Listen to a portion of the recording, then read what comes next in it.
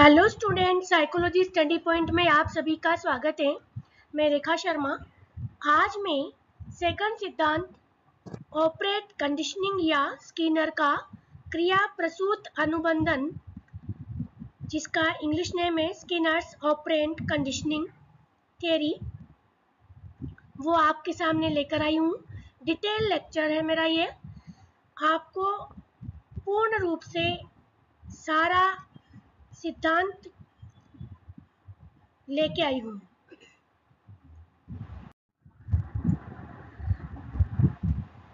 उत्तेजक प्रतिक्रिया अधिगम सिद्धांतों की कोटि में बी.एफ. स्किनर ने सन 1938 में क्रिया प्रसूत अधिगम प्रतिक्रिया को विशेष आधार देकर महान योगदान दिया।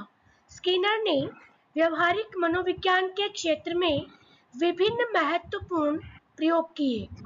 स्किनर द्वारा प्रतिपादित सक्रिय अनुकूलित सिद्धांत वर्णनात्मक व्यवहारवाद पर आधारित है। इस सिद्धांत के माध्यम से स्किनर ने सीखने के लिए सुनियंत्रित परिस्थितियों के सृजन पर बल दिया। सक्रिय अनुकूलित अनुक्रिया का अर्थ, मीनिंग ऑफ ऑपरेंट कंडीशनिंग। सक्रिय अनुकूलित अनुक्रिया के सिद्धांत के संबंध में एम.एल. विकी ने लिखा है कि सक्रिय अनुकूलित अनुक्रिया अधिगम की एक प्रक्रिया है जिसमें सतत एवं संभाव्य अनुक्रिया होती है। ऐसे समय में सक्रिय अनुकूलित अनुक्रिया की शक्ति बढ़ जाती है।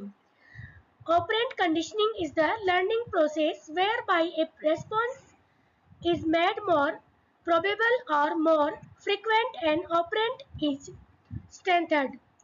स्किनर ने कहा है कि व्यवहार प्राणी अथवा उनके अंश भी किसी संदर्भ में गति है। वह गति या तो प्राणी में स्वयं निहित होती है या किसी बाह्य अथवा शक्ति के क्षेत्र से आती है। Behavior is the movement of an organism or of its part in a reference provided by the organism itself or by external objects or field or force. अनुक्रिया के प्रकार, टाइप्स ऑफ रेस्पॉन्स। नंबर 1 है अनुक्रियात्मक अनुक्रिया, दूसरा है निगर्मित अनुक्रिया। Number 1 अनुक्रियात्मक अनुक्रिया। इस प्रकार की अनुक्रिया S प्रकार के अधिगम से संबंधित होती है। इस अनुक्रिया के अंतर्गत पुनर्बलन हेतु एक ज्ञात उद्दीपन को वांछित अनुक्रिया के साथ संबद्ध कर दिया जाता है। नंबर 2 निर्गमित अनुक्रिया। निर्गमित अनुक्रिया आर के प्रकार के अधिगम से संबंधित होती है। आर प्रकार की अनुक्रिया में प्राणी स्वयं अनुक्रिया करता है।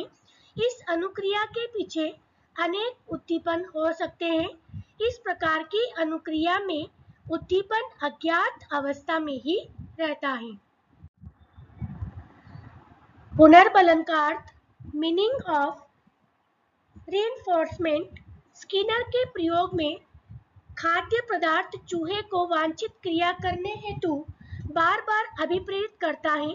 यहाँ चूहे को खाना भी प्राप्त होता है जब वह अपनी अनुक्रिया करता है अथवा खटका दबाता है। इस प्रयोग के आधार पर पुनर्बलन अनुक्रिया के उपरांत ही उत्पन्न होता है तथा यह प्राणी के व्यवहार को बल प्रदान करता है। W.F. हिल के शब्दों में पुनर्बलन अनुक्रिया का वह परिणाम है जिससे भविष्य में उस अनुक्रिया के होने की संभावना में वृद्धि होती है।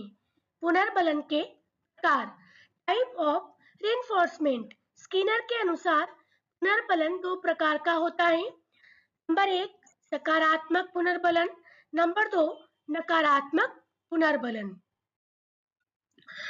नंबर 1 सकारात्मक पुनर्बलन। इस प्रकार का पुनर्बलन सक्रिय प्रतिक्रिया की संभावनाओं में वृद्धि करने में सहायक होता है।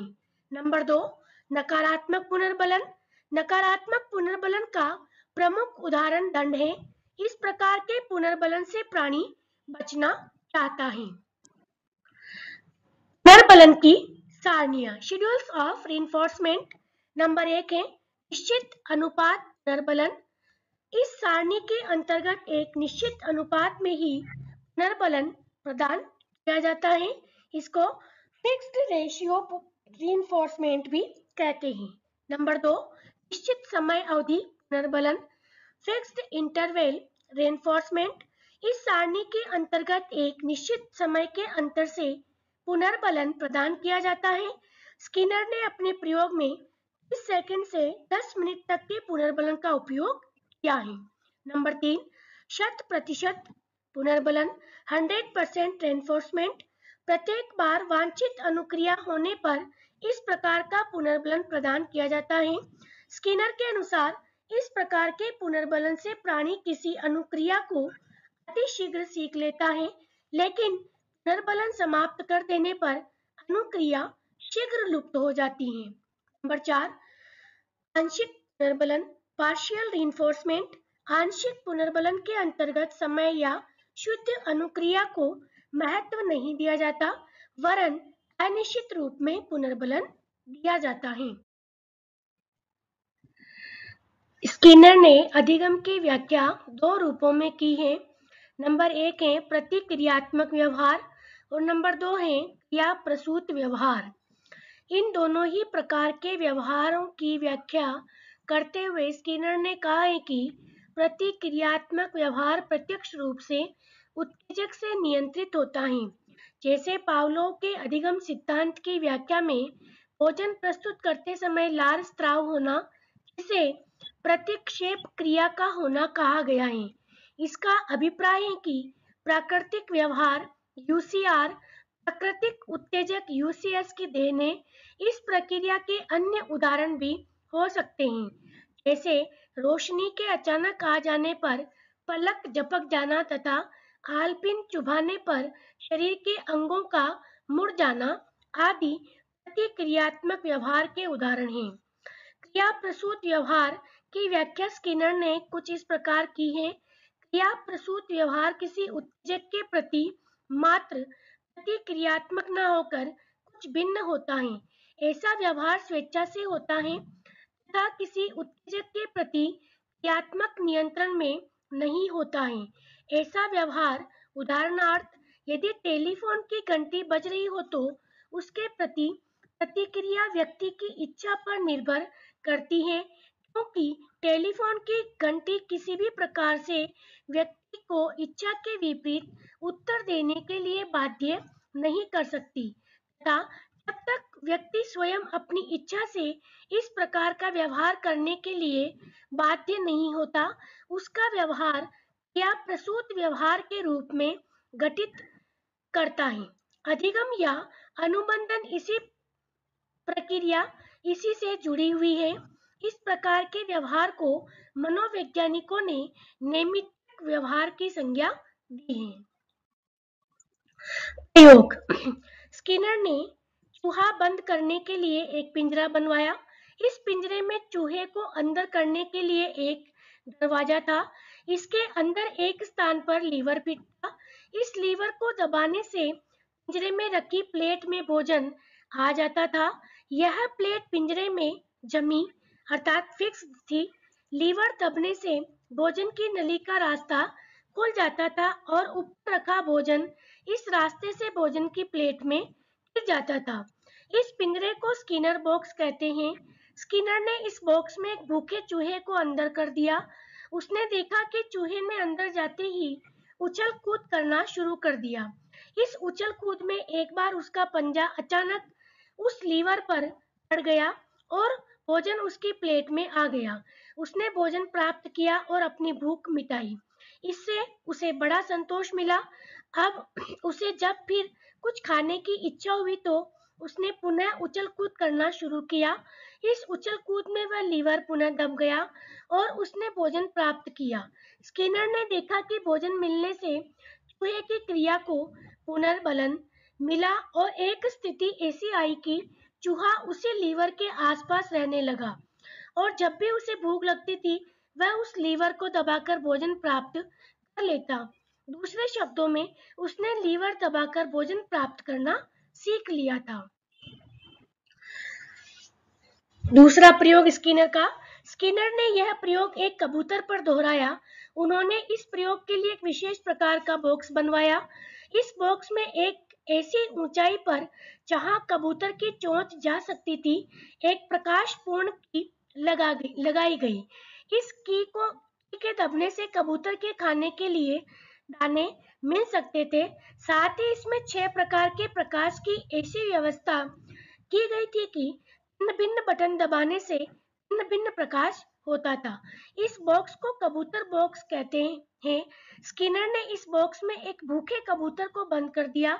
इसके बाद की में सबसे हल्का कलर प्रकाश पहुंचाया गया। उसकी चमक से कबूतर उसकी ओर खींचा और उसने उसके इधर उधर चोंच मारी। एक बार उसकी चोंच प्रकाशित की के ऊपर लग गई। उसके दबते ही उसे खाने के लिए दाने मिल गए। उस कबूतर पर यह प्रयोग 6 प्रकार के प्रकाश व्यवस्था पर किया गया। स्किनर ने देखा कि प्रकाश में परिवर्तन करने से कबूतर की अनुक्रिया में थोड़ा परिवर्तन हुआ, पर भोजन मिलने से उसके सही जगह चोंच मारने की क्रिया को पुनर्बलन बराबर मिला और एक ऐसी स्थिति आई कि जब भी उसे भूख लगती वह उस की को दबाकर भोजन प्राप्त करने लगा। दूसरे शब्दों में उसने की को दबाकर भोजन प्राप्त करना सीख लिया।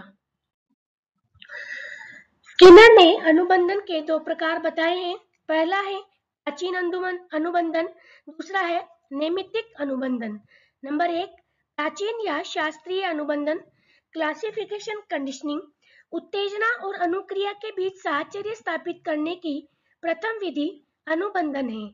पावलोव की अनुबंधन विधि का वर्णन मर्कस और एनरेप आदि विद्वानों ने किया। एनरेप के अनुसार प्राचीन अनुबंधन विधि इस प्रकार है कि ऑपरेशन द्वारा कुत्ते के जबड़े में एक रबर की नली इस प्रकार फिट कर दी जाती है जिससे पैरोटिड ग्रंथि से निकलने वाली लार नली से होकर बाहर आ जाए। इस प्रयोग में लार की एक बूंद के 10वें भाग तक का मापन किया जा सकता था। जब कुत्ता ठीक हो गया तो उसे इस बात का प्रशिक्षण दिया गया कि वह शांत होकर खड़ा रहे। प्रारंभिक तैयारी के पश्चात कुत्ते को भूखा रखा गया तथा उसे ध्वनि नियंत्रित कमरे में खड़ा कर दिया। उसकी रबर नली का संबंध लार मापक से कर दिया गया। ध्वनि यंत्र द्वारा ध्वनि उत्पन्न की गई तथा उसके 8 सेकंड बाद भोजन रख दिया गया। प्रतिदिन इस प्रकार के 2 प्रयास कराए गए। तीसरे प्रयास में 30 सेकंड तक ध्वनि उत्पन्न की गई परंतु भोजन उपस्थित नहीं किया गया। इस प्रकार प्रतिदिन 3 प्रयास कराए गए।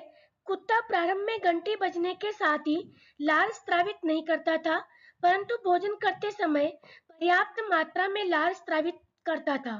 चौथे दिन देखा गया कि घंटी बजने के 1 सेकंड के बाद ही लार का स्रावन किया गया। प्रयासों की संख्या में वृद्धि के साथ साथ घंटी तथा लार के बीच का समय भी कम होता गया।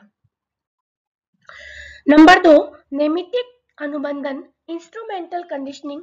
डी अमेटो 1970 के अनुसार नैमित्तिक अनुबंधन वह सीखना है जिसमें अनुक्रिया अवलंबित पुनर्बलन पर आधारित हो तथा जिसमें प्रयोगात्मक रूप से परिभाषित विकल्पों का चयन न हो।